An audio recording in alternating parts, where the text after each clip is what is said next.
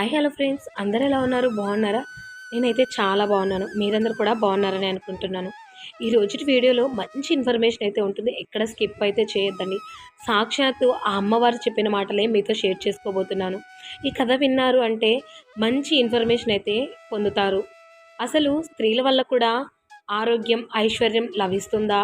స్త్రీలు ఎటువంటి పనులు చేస్తే భర్తకి ఆయుష్ పెరుగుతుంది అన్నదైతే ఈ వీడియోలో చెప్పబోతున్నాను. ఎక్కడ స్కిప్ చేయొద్దండి. మంచి ఇన్ఫర్మేషన్, ఎవరు కూడా మిస్ కావద్దండి. ఎక్కడ స్కిప్ చేయకుండా చూసారంటే మీకు ఈ వీడియో చాలా బాగా నచ్చుతుంది. అలాగే మన ఛానల్ని మొదటిసారిగా చూస్తున్నట్టయితే ప్లీజ్ అండి సబ్స్క్రైబ్ చేసుకోండి. పక్కనే ఉన్న గంట సింబల్ని కూడా ఆన్లో ఉంచుకోండి. నేను ఏ వీడియో చేసినా మీకు నోటిఫికేషన్ వచ్చేస్తుంది. వీడియోలోకైతే వెళ్ళిపోదామా మరి. సాక్షాత్తు ఆ అమ్మవారు ఏం చెప్పారు అంటే, కొందరు ఋషి పత్నులకి చెప్పిన విషయాలే ఇవన్నీ కూడా. అసలు ఆడవాళ్ళకి ఐశ్వర్యం పెంచే పనులు ఉంటాయా? ఉంటే ఏ పనులు అవి అని చెప్పేసి ఈ వీడియోలో షేర్ చేయబోతున్నాను.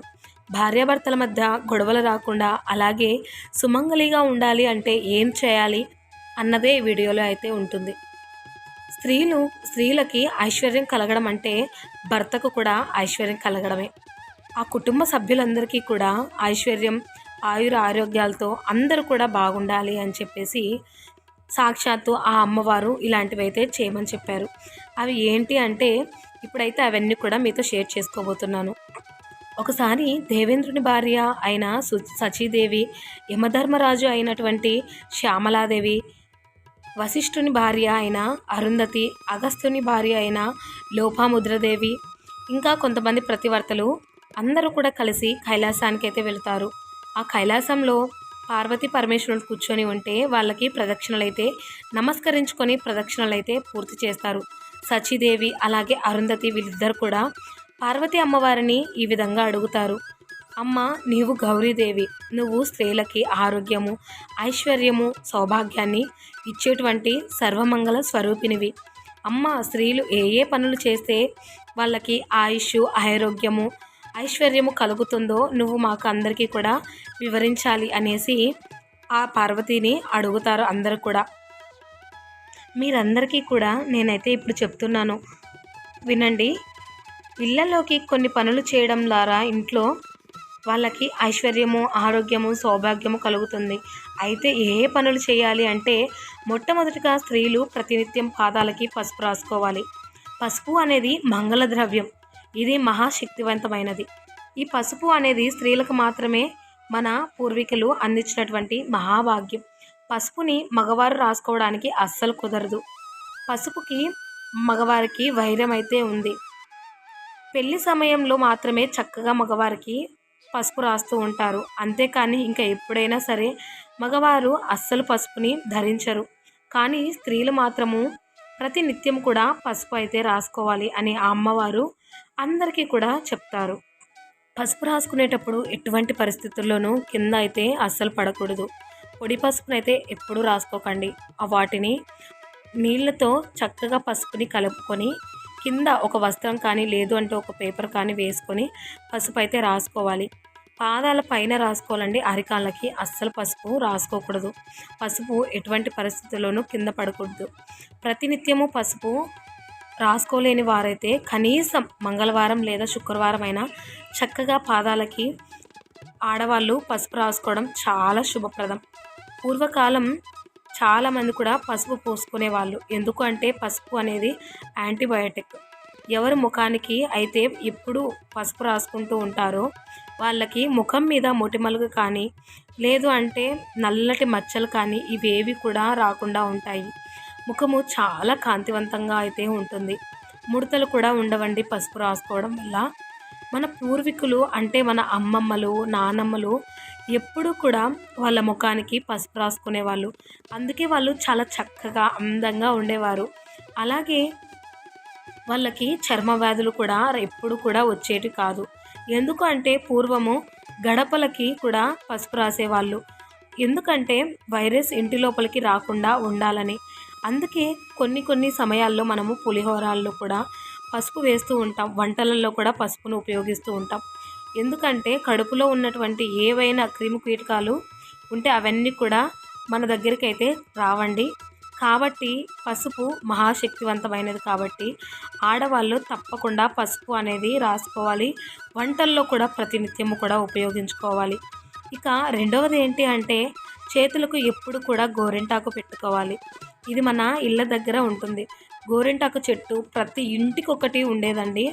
ఎక్కడైనా దగ్గరలో ఉన్నా కూడా గోరింటాకుల్ని కూడా తీసుకొని చక్కగా వాటిని నూరి చేతులకైతే పట్టించుకునే వాళ్ళు అప్పట్లో. అమ్మవారికి గోరింటాకు అంటే చాలా ప్రీతికరము.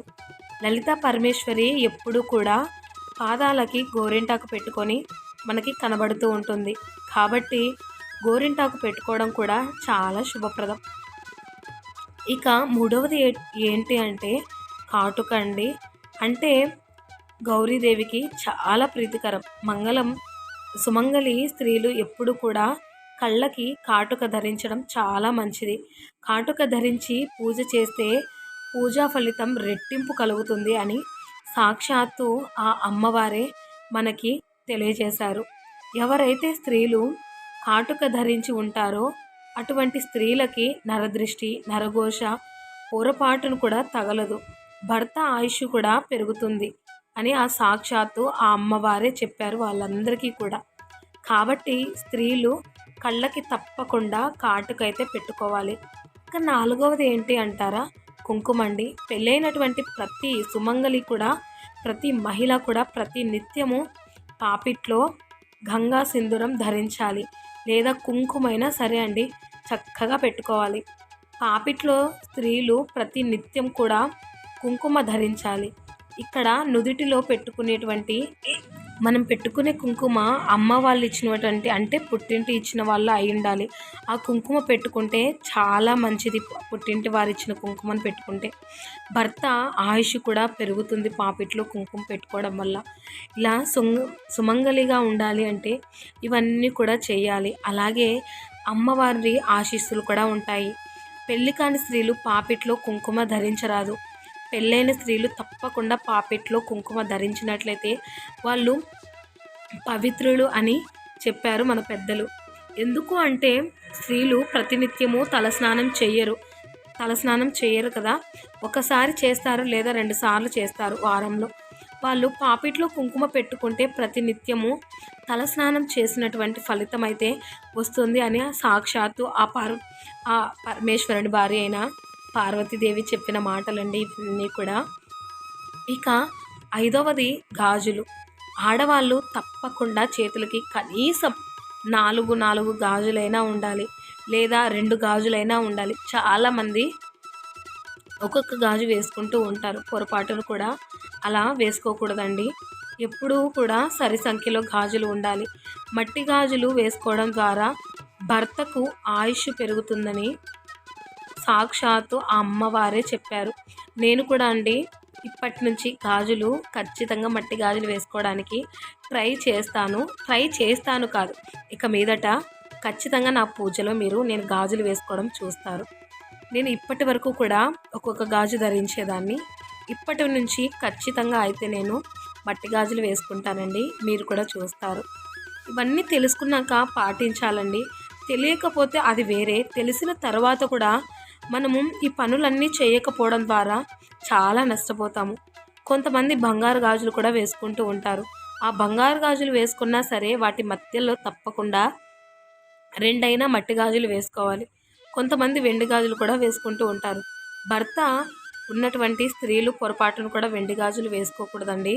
సుమంగళి స్త్రీలు అంటే ముత్తైదువులు వెండి గాజులు ధరించడం అంత మంచిదైతే కాదు.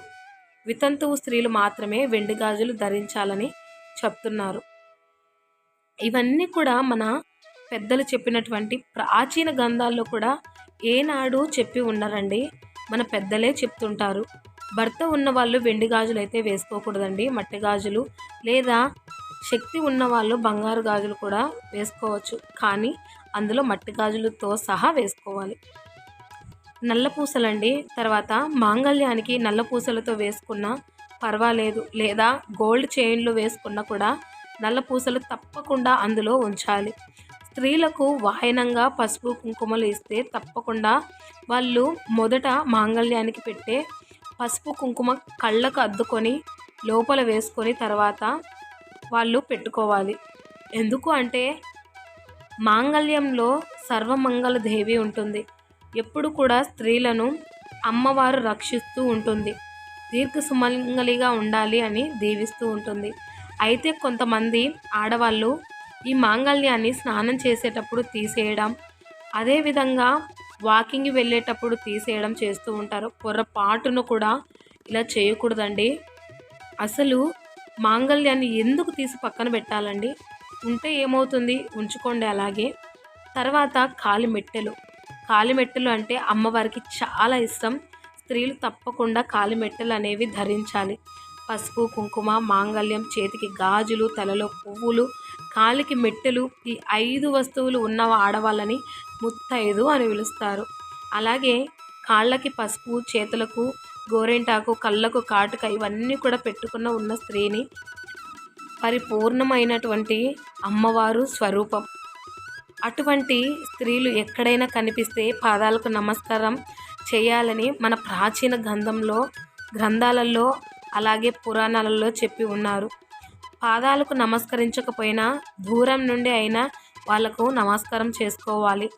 వాళ్ళు సాక్షాత్తు లలిత పరమేశ్వరి అవతారం అయినటువంటి ఆ అమ్మవార్లే అండి. అటువంటి స్త్రీలలో ఎప్పుడూ కూడా అమ్మవారు కొలువై ఉంటారని కొంతమంది వీటి గురించి ఎగతాళిగా కూడా మాట్లాడుతూ ఉంటారు. అవన్నీ ఏవి కూడా పట్టించుకోకండి. మనము ఎప్పుడైనా ఈ 7